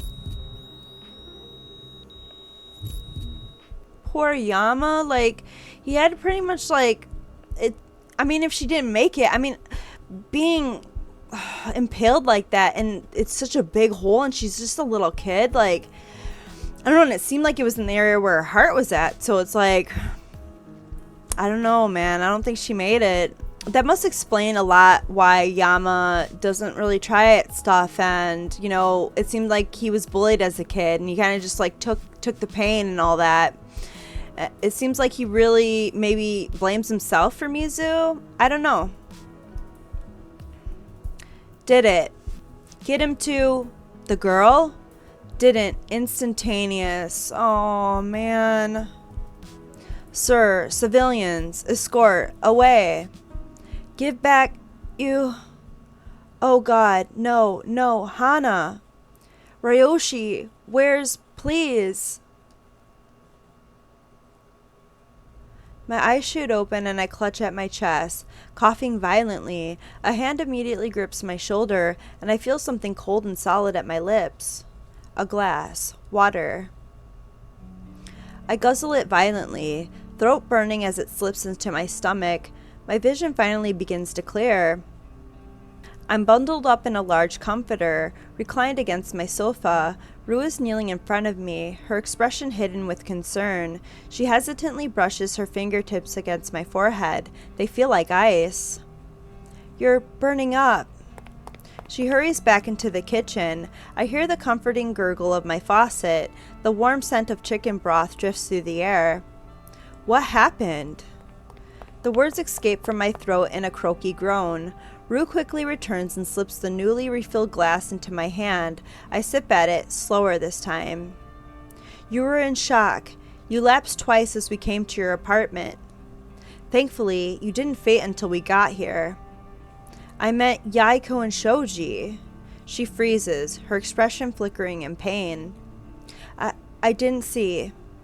Everyone rushed out of the train to see what had happened. There were police, ambulances, reporters. It was a mess. I narrow my eyes at her. Her hands are clasped tightly, shaking in her lap. Nervousness? Definitely. From trauma? Not quite. Are you hiding something from me, Rue? They arrested Yahiko. Whoa. So, I'm still like puzzled about that. Like, is Yahiko actually involved? I mean, he said that Shoji wasn't in his right mind, but like, Shoji was like saying that like he just stood and watched and calling him a liar and stuff like that. Like, I wonder what that's about. What? He's currently being detained at the station. How long have I been up? My chest suddenly seizes, pushing me into a coughing fit. Rue disappears into the kitchen and comes back with a bowl of steaming chicken noodle soup. Eat this. I work to spoon the food into my mouth, but my hands are shaking uncontrollably. Rapid thoughts, one after another, are pounding at my head. Did Yahiko just kill someone? Did Shoji just die before my eyes? Oh, let me. She takes the bowl from my grasp, holding the spoon before my lips. Feeding me? Really? I mean, what else am I supposed to do? Let you starve? She quickly jams the spoon into my mouth. The warm, savory liquid soothes my throat. I instinctively hum in approval. It's good. Well, duh. A thought dawns on me as I take another spoonful of soup. What happened to your luggage? Luggage? You were going back home. Oh, well, plans change. That does tend to happen when you see someone die. Does Masato know? I don't know. You haven't told him? Well, where's he been? Has he contacted you? No, he hasn't, okay? And he won't. She grips the bowl in both hands, her shoulders slumping. For the first time, I notice how tired she looks. I'm sorry, I shouldn't have yelled at you. No, it's okay. But what's been happening to all of us? How are you feeling? Fine. I see that the bloodshot veins in her eyes and the deep shadows to her skin, and how there's no life to her smile. Liar. Come here. I take the bowl from her hands and place it on the ground, then slide an arm around her shoulder, rubbing it gently. She seems to collapse inwardly, hiding her face in her hands. Why? Why is this happening? It's okay. I don't understand. First it's with Masato, then Akira, then Yahiko. Everyone's leaving. Leaving? Don't worry, I won't leave. She relaxes at my words and wipes her sleeve across her face. Well, it's not like anyone else would put up with you, right? Heh, right. Her mood seems to lighten, but her brow flickers in concern. You saw Mizu, didn't you? I nod silently, trying to swallow past the lump in my throat. Yeah. And it's okay. This wasn't the first time. I try to pass this off as a joke, but Rue grows deathly still. What? Maybe this wasn't a good idea. What am I supposed to say? I nearly drowned yesterday? Never mind. Yama, tell me what happened. Now. Her eyes pierce through me, and her mouth is set in a hard frown. Looks like I should just come clean. I almost drowned yesterday. You know the Rainbow River? Shoji was drowning. I thought I could save him. But that river... Oh, so that was the same river where Mizu died. I know. It was the very first reason why my family had moved away from Izumo. Because of what happened in that river. The river that, miles further upstream, bordered a certain elementary school. Oh, they were on their way to school. I'd been born and raised in Izumo, and I had a sibling, but after the accident in the river, a frightening bus crash that resulted in around 30 casualties. Well, we didn't stick around. So we moved. Nice town, 3 hours away. A quiet place called Seto, where we were supposed to start over. A town where I met Rue and Misaki. But then, when Rue's parents found jobs in the prosperous metropolis of Izumo, they couldn't hesitate to take them, not when they were still working through the aftermath of the recession. So Rue came to Izumo, and I came with her. Back to this cursed city and its cursed river. You know how dangerous that river can be. Why would you can't even swim. Yeah, well, there's a reason it turned out the way it did. And when were you going to tell me this? The edge to her voice alerts me to just how distressed she is. Is it really such a big deal? You could have died. Well, I didn't. That's not the problem, Yama. You don't tell me anything. Her sudden outburst stuns me into silence. She grips my shoulders, fingers curling through the comforter and digging into my arms. You're always hiding things. I never know what's going on. Don't you trust me? Why? Why? Her voice is shaking. I work to speak past the numbness on my tongue. I don't hide anything from... Then what about Shigure? What about the investigation? What about the serial murders? What about... She grips my shirt, tears dripping onto my comforter. You haven't told me anything. You've been staying up late. That these things have been happening to you. I don't know what you've been doing after school. I don't even see you around. I blurred out the one thing on my mind. How did you know about the investigation? Well, we were all at the school together investigating, so how wouldn't she know, Yama? Is that what's important right now? You're investigating serial killings, Yama, and you don't have training in anything, and you're just a kid, and you can't do that. Can't do what? Can't do everything? Can't do anything? Has there ever been something that I could do? Not a good student, not a good son, not a good investigator. Tell me, Rue, is there anything that I'm good at? You know, being an average student is just fine if it keeps you alive. I can't live like that. If you keep this up, you're not going to live at all. Don't you get it? I'm fine with that. What are you even saying? I'm sick of being useless. My anger is burning to my mouth. I'm spewing whatever comes to my head. Why have you stuck around me, huh? Why have you stuck with such an incompetent excuse for a human being? You sure don't get anything from it. The only thing you're incompetent at is telling me when important stuff happens in your life. Like, oh, I don't know, the fact that you almost drowned yesterday. Am I really even a friend to you? What kind of friend? What is a friend? Someone who makes you feel nice and cozy? Is that why you're with me? Sticking around someone you know you're better than at everything probably made you feel really good about yourself. Shut up. You don't even know what's been happening. You don't even care. You don't even ask. You just sit back and do nothing. Do nothing. I no longer see the need to expend resources on a worthless assistant. Why don't you try at anything? You're the genius. Figure it out. Rage floods to the tips of my fingers. I can feel venom slicking over my tongue. I do nothing. I sit around my apartment and twiddle my thumbs all day. Yup, that's me. That's Yama Ishimoto. What a kid. What a stupid, arrogant kid. Did nothing while his older sister, would have had so much potential.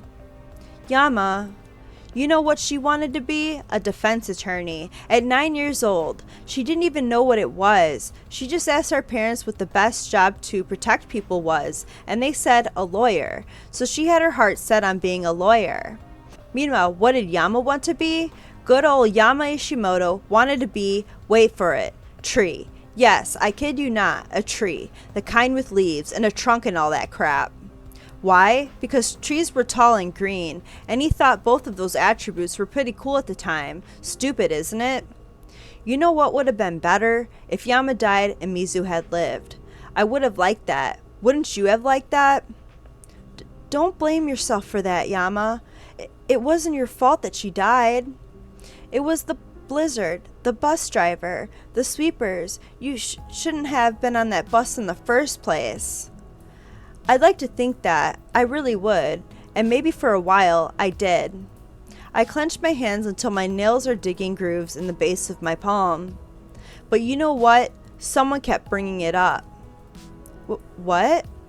You could have left me alone. You could have let me forget, but you didn't even let me. Why? Why do you keep nagging me? Why are you so insistent on sticking around me every day, every hour, every minute? What, I can't do anything on my own now? It always needs to be with you? Tears fill her eyes and spill onto her cheeks. My eyes and throat are burning. My tongue feel like it's on fire, but I can't stop. I was fine. Life was fine. And then you came. You made me think of her. Do you like it when I suffer? Do you like seeing me in pain? Well, congratulations, because you did an excellent job. Well, I guess he kind of deserves that at this point. I mean, he's being pretty mean to Rue. I mean, I guess her bringing up being like, you should do nothing, and bringing up flashbacks of like what Masato says to him and what Shigure said to him. I mean, I understand his frustration and his anger, but it's like, those are like internal problems with yourself. Like, you got to figure that stuff on your own. You shouldn't like push it or project it onto anybody and be like, you know, you're the reason why I'm mad. It's all because of you. So I don't think that she deserves to be talked that way. I think Yama did deserve to get slapped. My head swivels harshly to the side, cheeks smarting from the impact of Rue's palm. She stares angrily at me, tears dripping from her chin onto the carpet. I'm sorry. I'm sorry for caring for you. I'm sorry for sticking up for you. I'm sorry for spending time with you. I'm sorry for being such a terrible burden. And I'm sorry to myself for putting up with such an ignorant, thankless person all these years. Her every word socks me straight in the gut, even though she speaks quietly. Thanks for being honest with me. I didn't realize I was such a horrible person. Horrible for worrying about you. Horrible for being upset when you could have died yesterday and I wouldn't have known at all. But by all means, keep telling me. It's not like I know my own faults or anything. She storms to the front door, slinging her backpack over her shoulder. Goodbye, Ishimoto. She slams the door behind her, leaving me in frigid silence. Anger burns from my stomach to the tips of my fingers. I'm seized by a wild urge to grab something, anything, and smash it against the ground. But anything I look at, I can't bring myself to break. I glance out the window. Rue's already heading out the gate. I toss on a light jacket and tear down the stairs, grinding to a halt at the gate and making a sharp turn to the opposite gate. The only way to expel this is a walk, a nice, long, preferably death-inducing walk. I break into a run as the cold air hits my face. I was fine. I was perfectly fine. Rue is the one who freaked out. She's always been that way, always nagging me, always giving me a hard time. She felt excluded? Who was the person who went home yesterday? Who was the person who never talked to me? Who was the person who made me run around the Izumu forest thinking that she'd been brutally murdered? I'm pretty sure that was you, Yama. Yeah. I just can't take it anymore. Any of it. I close my eyes and pick up my speed, feeling the wind blister my face. My lungs plead for air and my heart is throbbing painfully against my chest, but I don't bother stopping. Here we go, District 6, the dead of night, perfect place for an ignorant, thankless, lowlife like me. Damn it. I drop against the wall, fighting for breath. A couple shady figures eye me from the alleyways, but when I meet their gaze, they turn away. I wouldn't mind a fight. I honestly wouldn't. It'd feel good, maybe. Cathartic. A good old fist to the face. Maybe I die. I deserve it. I shouldn't have said those words. It didn't matter that I was angry. It didn't matter that I felt unjustified. Rue didn't deserve words like that. Not when she's been by my side. Not when she's been my only friend. It just hurt. Even she acknowledged that I couldn't do anything correctly. She was supposed to support me, to believe in me, right? Whoa. God, that scared me.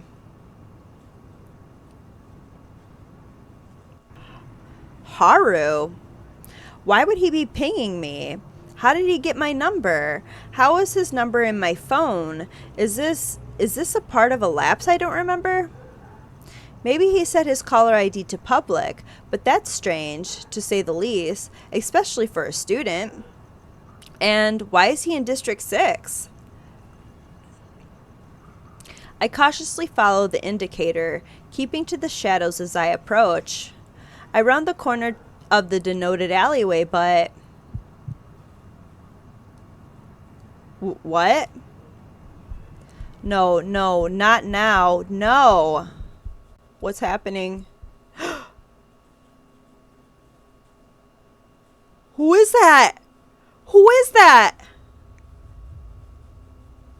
You're a coward. We'll see about that. What?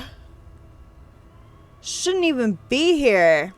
What is Yahiko doing here? I'm getting freaked out from Yahiko a little bit. Like, what is happening? Like, Yama just slaps and we see a dead body and Yahiko's here? I thought Yahiko was locked up. I'm confused. No, really? Don't you dare tell anyone. Why not? Look, no one can know about this. Scared someone will find out? All this time, I should have known. Why? Why? I jolt awake, frantically clinging to my bedpost. My vision is still swimming, my mouth dry with the bitter aftertaste of anxiety medication. No, of all the times, it had to be then? I squeeze my eyes shut in a vain attempt to recall the images that have just passed my retinas, but they're already gone. What happened? Why did I see a mutilated body? Why did I see Yahiko? Why did I talk about, well, what the hell happened? I struggled to roll out of bed, but my limbs are frozen with terror, plastered to the sheets beneath my racing heartbeat. You're a coward. Who was that? Who said that? Why did they say it? How did I... No. I seized my phone, looking through my messages, my calls, anything, a clue, a hint, a status update. Oh my god, this episode just got so dark. Like in the beginning we're like, hanging out with Elizabeth and, saying like, yo, Miss Bennett and all this and that. And now like there's dead bodies and stuff. Like we're actually seeing a dead body. Like, ugh, what the heck? Okay, I only find an email. Be the drill. Crimson Crusade at lemonypost.com, April 11th, Wednesday at 7:10 p.m. If you happen to find yourself in the midst of many strange events, don't worry. There are many who believe in you. Don't forget who you are, and don't forget who you are not. Ah, yes, the mysterious emailer. The one who only started contacting me the night after my first lapse in years.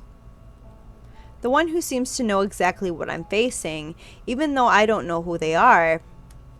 What a convenient response, almost as if it's exactly what I need to hear. I shut my phone, tossing it as far away from me as possible. Who am I during these lapses? The doctors, of course, have their own answers. It's just an unusual brain injury from the accident. You'll suffer brief lapses during times of stress when your memory is transitioning from short to long term. Wouldn't change anything about you, they said. You're still yourself, they said. It's just a little memory blip, they said. Maybe they were paid to tell me that. After all, no one wants to hear that they could have an uncontrollable alter ego who might very well be a serial killer. So wait, does Yama think that he is the one that killed that person? I didn't really see it that way. Huh. Now I'm like doubting Yama now. Like what's happening exactly? Can't trust anyone. Can't even trust myself. What am I doing while I think I'm sleeping? I lie still, fighting to keep my mind steady as I survey my next course of action. What do? Record myself? Confine myself? Report myself? What can I do if I find out that I might be the very person I'm trying to track? It's not possible, is it? It sounds ridiculous, like a half-baked plot from a second-hand book. Stupid, irrational, impossible. Just like me these past few days. Maybe I should just go to school? I can only snort at the thought. Shallow, ditzy little school, where I'll receive homework assignments on calculus problems and how Mayor Inori has saved Izumu and 1,000 other things that mean nothing when people are dying every day. Still, if I lapse at school, maybe someone will catch me. Maybe someone will find out once and for all. Besides, it's not like I have anything better to do. It only takes a moment to get dressed and wolf down a quick breakfast. The food is sour in my stomach, but I force myself to keep it down. Contrary to the past few days, the entrance is packed with students. It's practically impossible to weave my way through. I peer through the crowd of heads and catch a brief glimpse of red hair that slowly plods away. Threads of whispers shoot in rapid fire at the sight. Again? They say Haro went missing, and Shoji ended up passing away. Yeah, I saw the news. I can't believe it. I can. We should have expected it from the moment we saw them talk to Airi. Do you really think she'd do that? No wonder those girls are angry at Airi. But guys, isn't this getting a little out of hand? They even egged her this time. Oh man, she's getting bullied so bad. I hate that. You think we're too hard on her? Midori, Tayoma, Akane, now Shoji and Haru. How high does the body count have to get before you start believing us? But was she even involved with... You're not taking the side of that bitch, are you? Look, an adult had to step in and take your group to the principal's office. That doesn't make them look any better. You... Hey, no fightin'. I'm shoved to the side as Masato breaks through the crowd, his jaw taut with suppressed anger. The students immediately quiet down, watching eagerly for another display with their phone cameras primed for patter. All of you better quit your yapping and scram. Your little chit-chat ain't doing a thing. Despite the fact that he's the president of the Honor Society, the students know enough about Masato to not start anything. They quickly disperse into the courtyard. Masato turns to look at me. I'm hit with the memories that I tried to forget. The argument at the canal, the bitter fight with Rue. It's amazing what 24 hours can do. All of those encounters seem so distant. Masato curls his lower lip in disgust and strides away. It socks me right in the stomach. I'm speaking before I know it. Masato. He lifts an eyebrow at me, but his body is tense with anger. I'm sorry. I don't know what I did. I want to know why you're so mad. I don't understand. But Masato cuts me off, wrapping his fingers in the end of his jacket until his knuckles turn white. If you're gonna take something from someone, man, at least take care of it. What? That was the last thing I was expecting to hear. Get to class. He storms past me and disappears into the classroom building. I'm only left bewildered, and even more alone than before. This time, I've really got no one. I force myself to plod to my chair. The stairwells and hallways are congested with nauseating, frivolous gossip that makes me shake my head. This is disgusting. I'm just about to slip into the classroom when a jolt of movement in the hallway catches my eye. Mr. Iota has just opened the door to the principal's office, though which a number of students are filing. His face seems unusually burdened, the most solemn I've ever seen it. Jiro? 5 of them, bullying, cornering the Hiraga girl. Again? You don't understand, Principal. Are you really fine with the murderer running around campus? What, throwing some kids with potty mouths under the bus to cover for her? Look, you guys will address the principal with respect, and you will listen to what he has to say. Next time I see you tossing around that kind of attitude, you'll be packing your bags. Understood? I've never heard him sound so harsh. The students instinctively step back, like he's emitting some dark aura. Mr. Ryota, how can you say that when Haru's gone? Haru Bunya?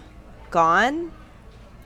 Wait, Haru's gone. Wait, hold on. Okay, so Shoji died by the train, right? Was Haru the one we saw in the alleyway? I don't know. You didn't know? He's been gone since last afternoon. He didn't even come back to the school for curfew. But Haru's a smart kid. Didn't he know to stay? What does it matter? Midori and Tayoma and Akane, they were inside the school after curfew, but they disappeared anyway. Inside, outside, it doesn't matter. We're doomed.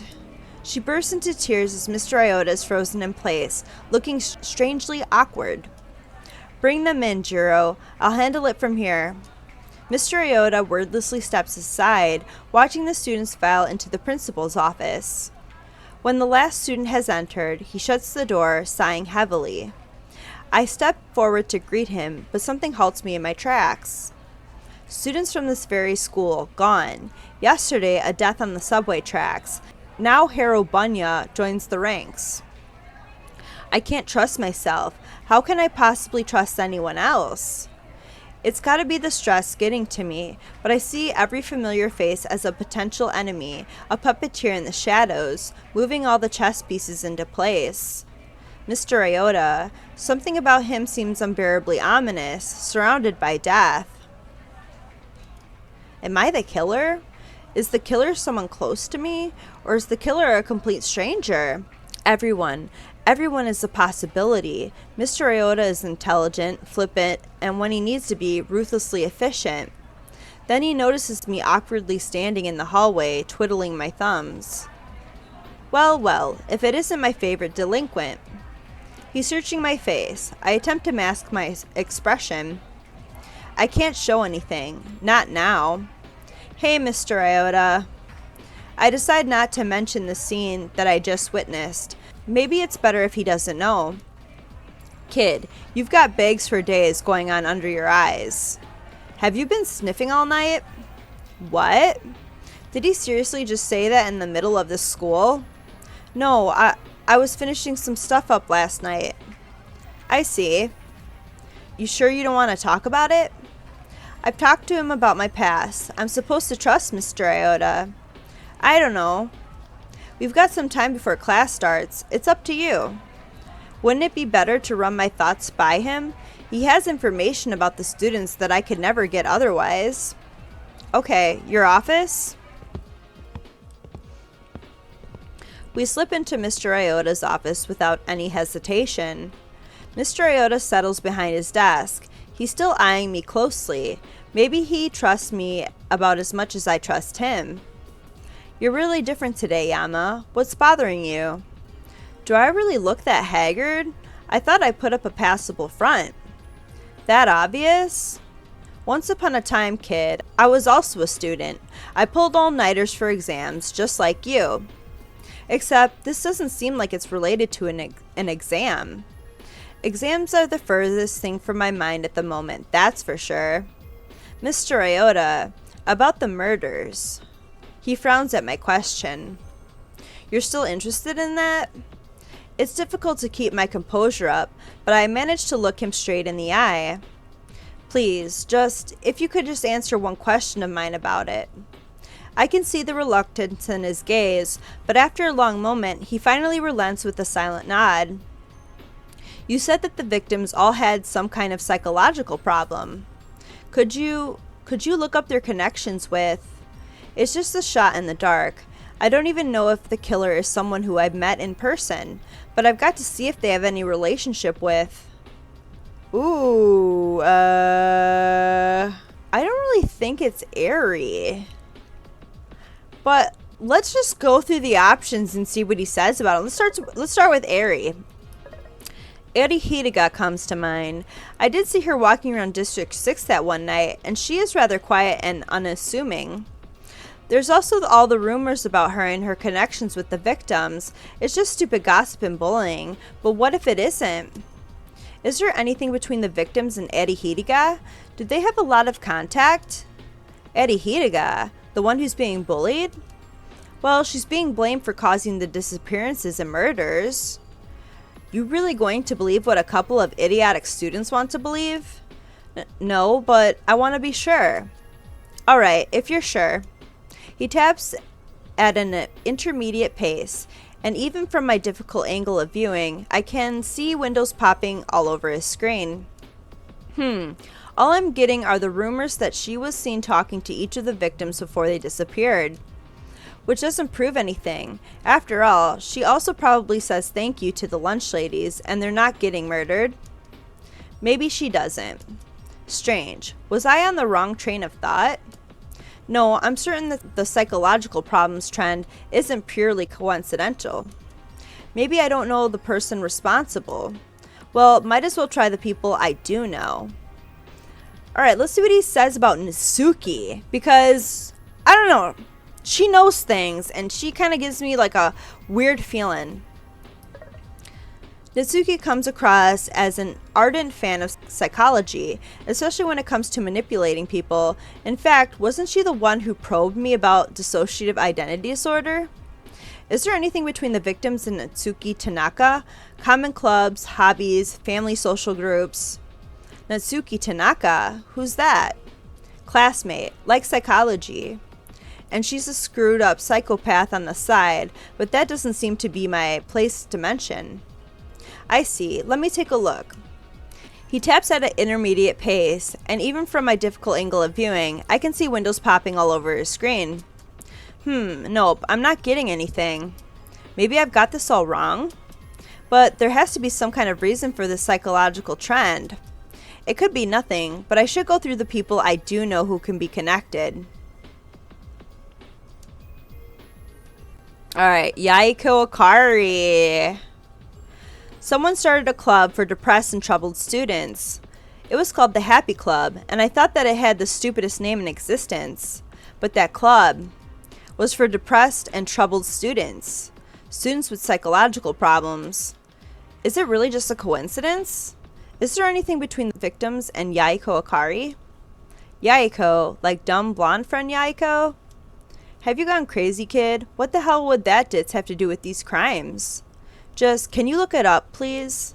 I hate this doubt. Everyone in my sights is being painted as a potential target. Airi, Mr. Iota, Yahiko, even myself. I just need to find the proof that I'm wrong. Right, well, you're a weird one, kid. Alright, guys, I'm gonna end this episode right here. We're just getting into like what he's going to tell us about Yahiko and the connections to the murders. Man, so much has happened in this episode. I'm just like shocked on just what has all happened. Oh my god. But we will continue next time. I'm sorry I haven't been like updating as much as I want to. I've been working, and then I've been also working at 3 games at once. So please be patient with me. I really appreciate it.